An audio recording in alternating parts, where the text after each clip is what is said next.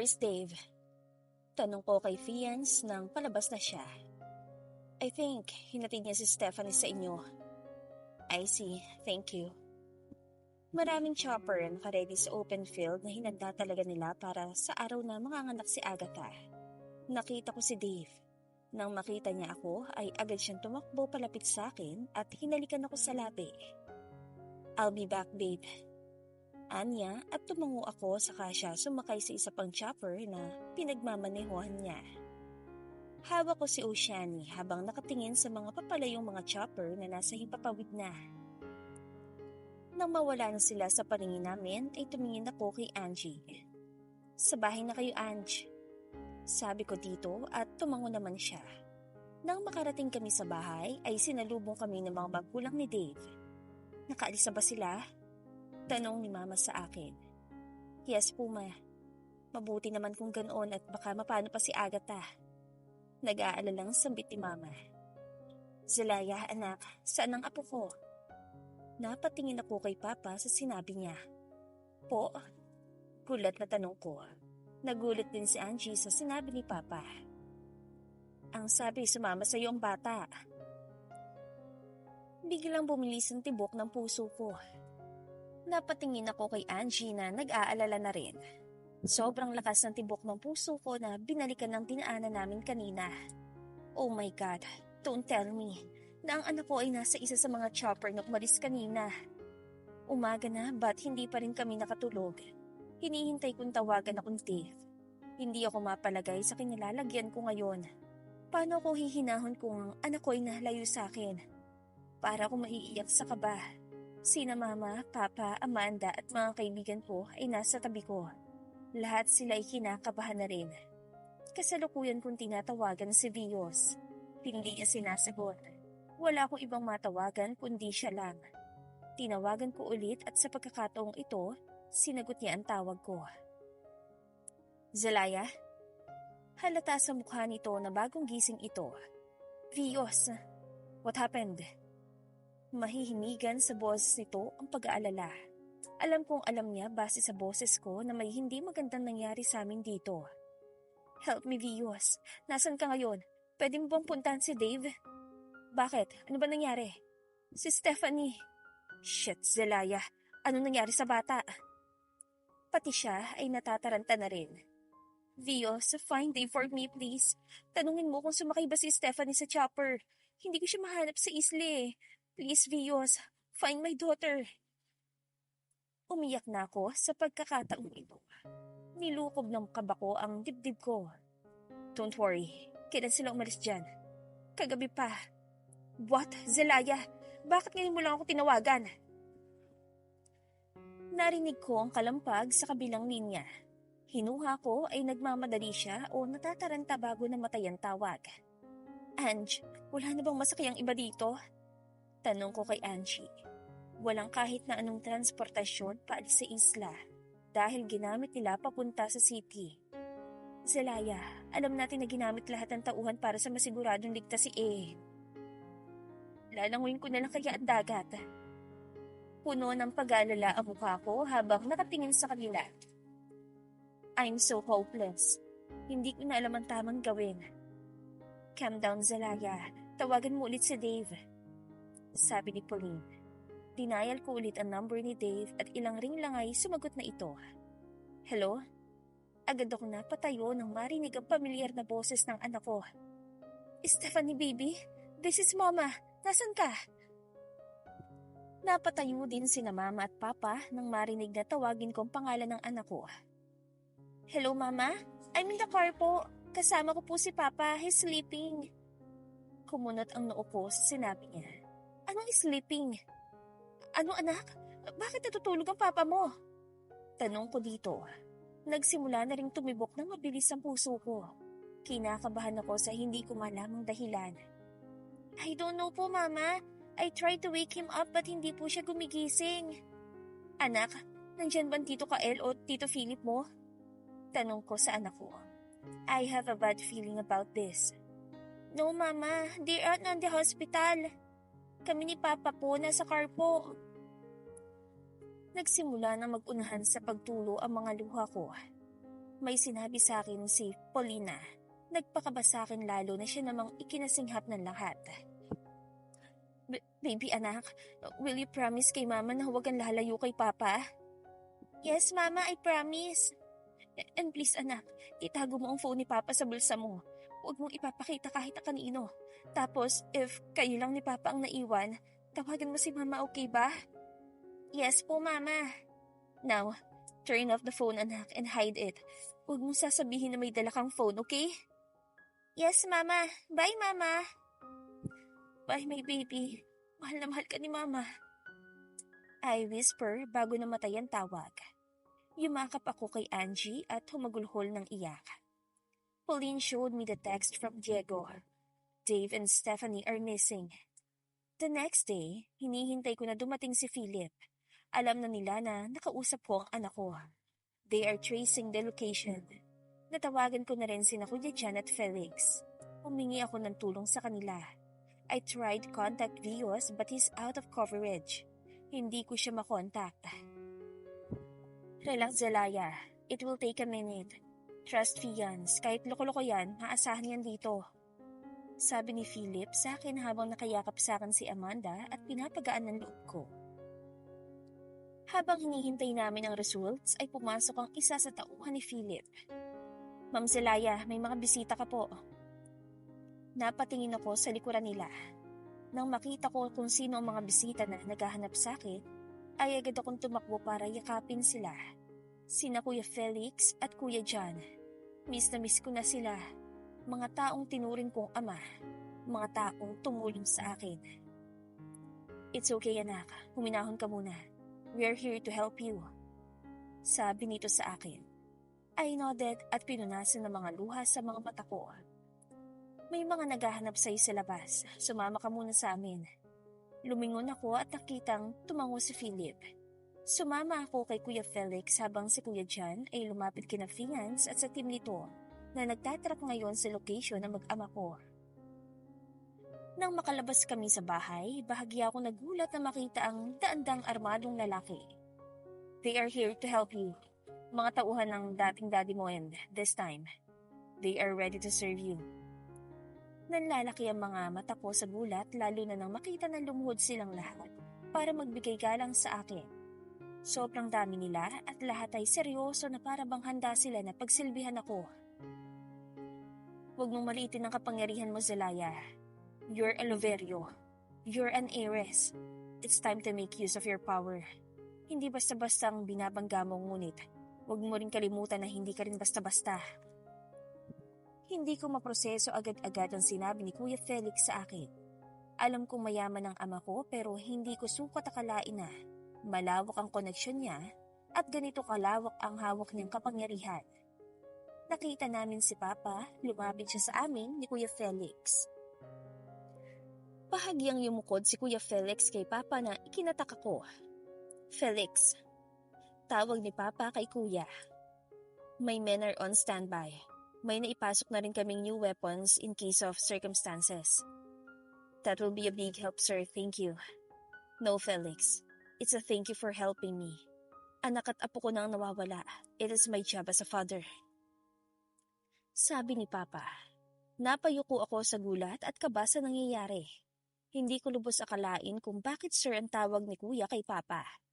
There's something happening here na hindi ko alam. A history that I need to puzzle. Kuya Felix, tawag ko kay Kuya. Yes, Zelaya. May laban po ba tayo? Tanong ko na puno ng pag-aalala ang mukha. May tinawag si Kuya Felix sa mga armadong lalaki na nasa harapan namin. General Laban, what do you think? I'm sorry sir pero kukulangin tayo. Kung tama ang data na nakuha natin, masyadong malakas ang kalaban ni Ma'am Zelaya. Nag-aalalang napatingin ako kay Kuya Felix. Gusto kong tanungin, paano kami mananalo sa laban na ito? Kung ganoon na, kukulangan kami sa tao. Nang tignan ko ulit lahat ng armadong lalaki sa harapan, madami na sila pero kung nasabi ng general na kukulangin kami, ibig sabihin lang noon ay hindi basta-bastang tao si Leah at masyadong malawak ang koneksyon nito na kahit ang pinagsama-sama naming kapangyarihan ni De Silva ay hindi pa rin siya kakayanin. Kuya Felix, pwede ko bang malaman ang sakop ng kapangyarihan na hawak ko? Tanong ko kay Kuya Felix. Hindi ko pa sukat at gamay ang meron na hawak ko. Mas siyang maliit pang nalalaman ko tungkol sa kalidad ng apelyido na meron ako, ang Loverio. But to my surprise, Kuya Felix smiled at me proudly. As you wish, heiress. Anya. Mama, saan ka pupunta? Napatingin ako sa anak kong si Ino habang kasalukuyan ko nilalagay ang ibang damit ko sa maleta. May gagawin lang si mama na importante, anak. Sagot ko dito at sinarado ang maleta. Konti lang ang dadalhin ko. Wala akong plano magtagal doon. Can I come with you? Gusto ko hanapin si Papa at Stephanie. Sabi nito na ikinatigil ko. Ino anak, please stay here. Baka mapano ka kung sumama ka sa akin. I promise, pagbalik ko dito, kasama na ni Mama si Papa at Stephanie. Alam kong may pag-aalinlangan sa mga mata niya. Alam kong gusto niya sumama pero sa ngayon, hindi talaga pwede. Kailangan niya munang manatili dito. Umalik ako sa noo niya at sinama siya pababa. Nasa sala sila lahat. Nakatingin sa akin. Si Kuya Felix ang sasama sa akin papuntang Europe. Kailangan ko makausap ang mga tao na makakatulong sa akin para makuha ang mag-ama ko. Sinalubong kami ng mga tauhan ni Kuya Felix at kinuha ang maleta na dala ko. Si Kuya Jan naman ay lumapit sa akin para yakapin ako. Mag-iingat ka, Zelaya. Sabi nito sa akin, tumango ako sa kanya. Salamat po, Kuya Jan. He's going to stay here to assist Philip and his team. Si Kuya Felix ang sasama sa akin papuntang Europe. Nang balingan ko ulit si Ino ay parang naiiyak ito. Niyakap ko siya sa huling pagkakataon bago ako nagpaalam sa iba na may pag-aalala sa mukha. Ganoon din ang ginawa ni Papa dahil may gagawin siya sa city para gamitin ang mga koneksyon nila de Silva sa labanan namin kay Leah. Si Papa ang bahala sa external forces but Leah is more than an ordinary. Kaya we need more people na kikilos sa loob, ayun ang papel ko. Bilang isang Loverio, bilang tagapagmana ng Loverio, it's my job to find new and strong allies. Sumama kay Kuya Felix Barabas kung saan naghihintay ang chopper papunta sa airport. Gagawin ko to para sa pamilya ko. Hindi ko hahayaan na sirain ni Leah ang pamilya na binubuo namin ni Dave. I'm done with her deeds. Oras na para pigilan siya. Paglabag ng eroplano ay agad kami sinalubong ng mga sandamakmak na mga tauhan ni Kuya Felix. Pinakilala niya ako agad sa lahat ng mga ito. Lahat sila ay armado at seryoso ang mukha habang nakatingin sa akin. Napansin ko rin na alertong iba sa ginagawa nila. Nakita ko kung paano utusan ng general ang mga tauhan niya sa pamamagitan ng kilos sa mata bago siya lumapit sa amin at yumuko. It's our pleasure to meet you, heiress. Sabi niya habang ang isang tukod ay nakalapat sa lupa. Thank you. Please lead us the way. This way, ma'am. Agad niya kaming inalalayan papunta sa sasakyan namin. Sumakay kami agad sa sasakyan na nakaparada pagkababa ng eroplano. Wala kaming sinayang na oras. Diretso kami agad sa headquarters na sinabi ni Kuya Felix kung saan nandoon ang mga taong makakatulong sa amin. Nakasunod ng lahat ng mga armed men sa likuran. May iba na nakamotor at nasa gilid namin. Tila sinisigurado na walang aberya na mangyayari sa pagpunta namin sa hotel. Iha, matulog ka muna. Kailangan mo ng lakas mamaya para kausapin sila. Hindi nila susundin ng taong. Hindi nila nakikitaan ng potensyal maging leader. Alam ko po yun, Kuya Felix. Handa pong kausapin silang lahat mamaya. Pagtatapos ko dito, malamlam nang umiti si Kuya Felix sa akin habang nakatingin sa mga mata ko. Don't worry, your daughter is a badass. You know her well at she was raised to our place. She's no ordinary kid. Natawa ako ng bahagya nang sabihin ni iyon ni Kuya Felix. No wonder, laging sinasabi niya yun sa amin ng papa niya. Pero habang patagal ng patagal na wala sa tabi ko ang anak ko, ay mas lalo akong kinakabahan. Hindi ko pa rin maiwasan na kabahan na halos hindi ako mapakali kada minuto. Habang nasa eroplano kami, parang gusto kong mas bilisan pa nila ang paglipat para makarating kami agad sa Europe. Kilala ko ang anak ko. Alam ko rin kung paano mag-isip yun. Gaya ng sinasabi niya, she's no one ordinary which makes her special. Hindi siya kagaya sa ibang bata na iyakin. Because my daughter is different. She's my daughter and she's capable of the things that no can expect.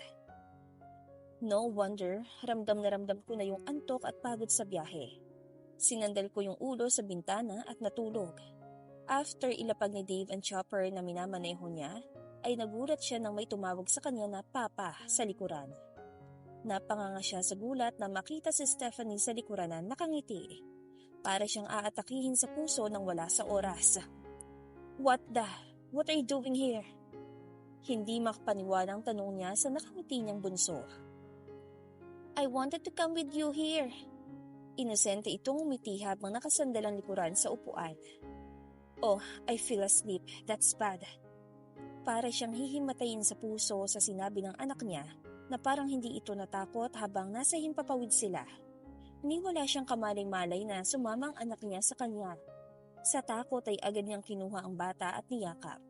Sobrang lakas ng tibok ng puso niya na halos hindi na siya makahinga. Literal na naririnig na nga niya ang tibok ng puso niya. Kung may mangyari mang masama sa anak niya, talagang kasalanan niya yon.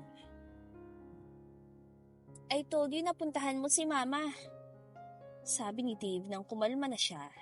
Naalala niya habang nandoon pa sila sa isla na sinabihan niya ang anak niya na puntahan si Zelaya sa kwarto dahil kailangan niyang ayusin ang chopper.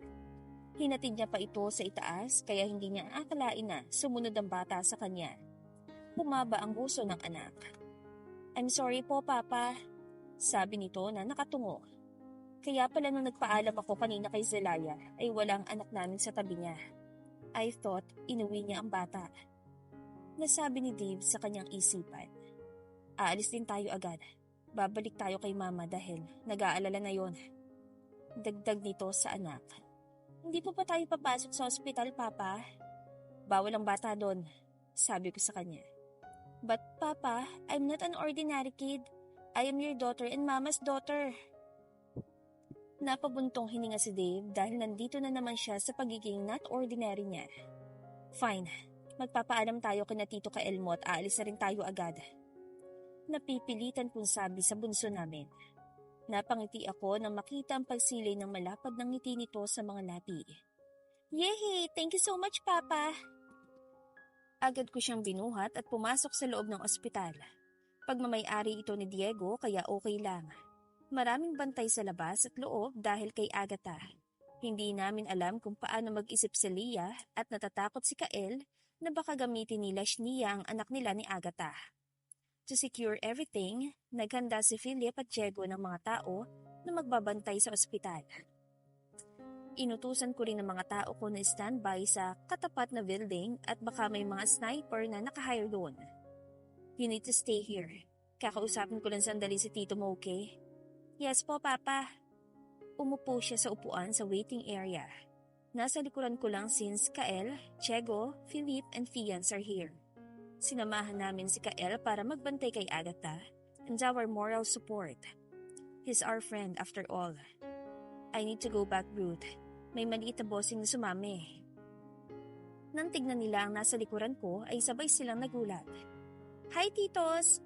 Bati ng anak ko dahilan kung bakit bahagyang natawa si Diego dito.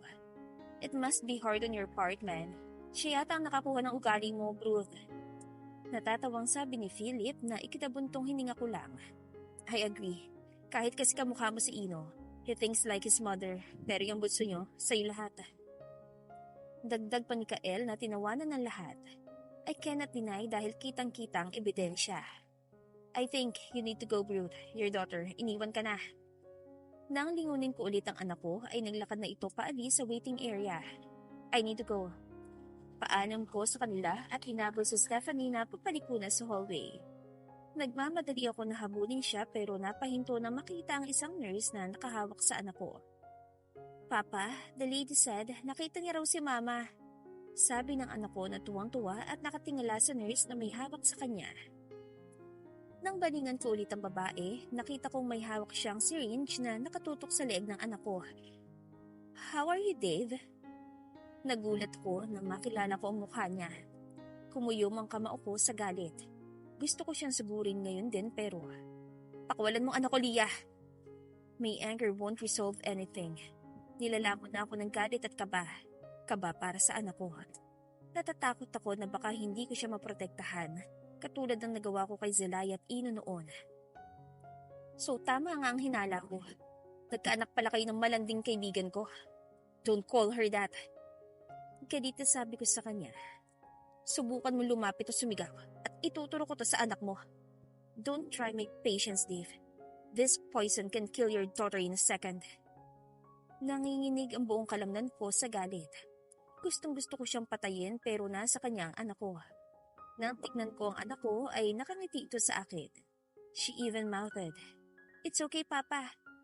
How can my daughter stay calm in these circumstances?" What do you want? Sumama ka sa akin. Huwag kang magkakamali na magpahalata sa lahat ng tauhan niyo or else. Fine, just don't hurt my daughter. Sabi ko sa kanya. Good. Hinarap niya ang anak ko na nakatingin sa kanya. Sama ka sa amin ng papa mo, baby. Naghihintay si mama mo sa labas. Talaga po? Tanong nito kay Leah. Yes. Sagot ni Leah dito. Tumingin ang anak ko sa akin. I smiled at her and nodded. I know she knows what's going on. Kaya nakakamangha na hindi siya umiyak o natakot. Yet, she pretended to get along with them. Naglakad sila habang nasa likuran ako nakasunod. Right after namin makalabas, may biglang humampas sa akin. Papa, last thing I heard before everything's went black. Zelaya were here. Napamulat ako nang marinig ang mahinang pagyugyog ni Kuya Felix sa balikat ko. I'm sorry, Kuya Felix. Napahaba yata ang tulog ko. Sabi ko dito. Nang ilibot kong paningin ay gabi na. Nasa Philadelphia kami ngayon. Since dito namin kikitain yung makakatulong sa amin. No, it's okay. Bukas pa naman natin sila haharapin. As of now, magpahinga ka ng mabuti. At tandaan mo na, huwag emotion ang ipapairal bukas. Tumango ako at lumabas nang pinagbuksan ako ng pinto. Gaya sa airport ay sinalubong din kami ng mga sandamakmak na mga tauhan ni Kuya Felix dito. Maraming mga bodyguards ang sumama sa amin. Lahat sila ay alerto. Parang ako talaga ang sadya nila at alam na nila kung sino ako. Kung gaano ako kaimportante. Sumakay kami sa elevator. Magpapalimas kami ng gabi dito. May naghihintay sa taas. Sabi ni Kuya Felix at tumango ako. Hindi ko alam kung sino pero kinakabahan ako. Pagdating namin sa top floor ay bumungod sa amin ng ilan pang mga tauhan na bahagyang nakayukod sa amin. Pero ang nakakuha ng atensyon ko ay presensya ng taong matagal ko nang hindi nakita. Sydney, what do you want? Tanong ko sa kapatid ko habang nakatingin sa menu. We both wearing the thickest coat we have because it's freezing to death here in Philadelphia. Anything, just fine, Anya. I just pointed the foods we're going to take as the waiter nodded before he leaves. We rent this resto named Love, owned by Kuya Felix's friend. So kami lang ang nandito at nasa labas lahat ng bodyguards. Nang makaalis ang waiter ay agad kong tinitigan ng kapatid ko. She's smiling at me. Longingness is evident in her eyes. Matagal na rin nung huli kaming nagkita. How are you, ate? Tanong nito sa akin. Close kami ng kapatid ko noon pa man. Yun nga lang, napakabarumbado nito kaya napapagalitan lagi. Ayos lang naman ako, Sydney. What happened to you? Bakit nawala ka nalang bigla? Lumayas ako sa amin natin nung pinalayas ka ni Mommy at Daddy. Hinanap kita but I couldn't find you. Nagulat ako sa sinabi niya, pero bakit siya lumayas? Patay na si Daddy. Ha? Paano? I see, so hindi mo pala alam. How come? Sa drugs, ate. He was associated with illegal drugs. Who killed him? My husband. Para yata akong nabingi sa sinabi ni Sydney sa akin ngayon. Naguguluhan ako. Maraming bagay ang hindi ko pa nalalaman at sa sinabi ng kapatid ko ngayon, masyado ako naguguluhan. When? Nauutal na tanong ko. 3 or 4 years ago, I think. If I'm not mistaken, nagsisimula na akong pag-aralan ng kumpanya at that time. Kaya babakante ang posisyon dahil hindi siya nawawala kundi ay literal na nawala na siya. Pero ano at bakit? Naguguluhan ako, Sid. Sasagot na sana siya nang dumating ang order naming dalawa. Tumanhimik kami sandali. Nagsalita ang waiter in a language na hindi ko naiintindihan. It's my sister who answered him. Tumingin ako sa labas at nakita ko si General Laban na kinakausap ang ibang mga tauhan habang nakaturo sa isang direksyon. The place is simple yet cozy. Hindi siya classified as well-known as and fancy resto but the style, both interior and exterior, are superb. Yung walls are both made out of glass kaya para siyang open place sa public. Makikita mo yung mga lights at mga tao na dumadaan. Nang tignan ko ulit si Sydney, nakatingin na rin siya sa labas. That man. Panimula niya habang nakatingin kay General Laban, ang taong isa sa aasahan ko sa labanan para mabawi ang mag-ama ko kay Leah. Is my husband and the one who killed my father. I gasped off what she said. Paano? This is confusing. Enlighten me please. Noon pa man ate, ay nilihim na nila sa yon tungkol sa pagkatao mo. About you, your parents and everything. Hindi nila sinabi tungkol sa kumpanyanan, talaga namang nagmamana ay ikaw. Our dad, I mean my dad. Aside sa kinamkam niyang yamang hindi sa kanya, ay malaki rin ang hawak niya sa kapulisan. Kaya hindi siya makulong-kulong sa mga salang nagawa niya. Mga sala? So there's more? Your real dad ay miyembro ng isang organisasyon na hindi hawak ng gobyerno. Tabog sa kanila ng iba ay mga secret agent. But to those people na hustisya ay hindi pabor sa kanila. They are angels. Sir Felix, Sir John, Sir Allen, Sir Ferdinand and their friend Raul was investigating about the death of your parents. Nakukuha ko na ang patutunguhan ng istorya. I am hoping na hindi totoo ang lahat. I am hoping na hindi totoo ang nasa isipan ko. Yes, ate. My dad killed his brother. My father killed your parents and I am so sorry. Hindi agad ako nakapagsalita sa sinabi niya. Hindi ko alam kung ano ang dapat kong maramdaman. I don't know my parents since hindi ko sila kilala. Masakit. Masakit na ang taong kinikilala kong ama ay ang dahilan kung bakit ako naging ulila. Right after malaman ni na Sir Felix ang totoong nangyari kay Albert Loverio, the operation was taken place without the knowledge of the government. But no, ang mas nasasaktan sa nangyari ay si Sydney. Kahit ano pa mang mangyari, ama pa rin niya si Dad. And my husband was the person who was assigned to take the mission. After she said those, I remained quiet. But that was years ago, so I'm fine, ate. I don't know what to say, Sid. I consider Dad as my real dad. He treated me right nang nasa poder pa nila ako. But paano mo nalaman ang lahat ng ito? I am entitled to know everything, ate, since Seb is my husband.